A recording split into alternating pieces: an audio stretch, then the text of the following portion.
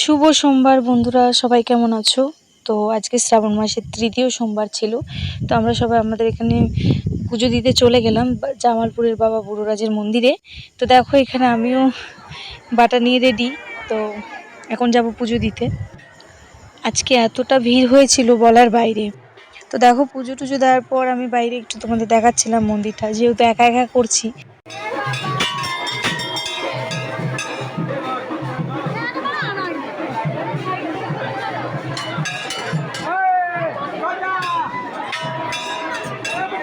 তোমরা কে কে সোমবার করেছো আর কে কটা সোমবার করেছো অবশ্য কমেন্টে জানিও, আর কে কোথা থেকে বলছো সেটাও কমেন্টে জানিও।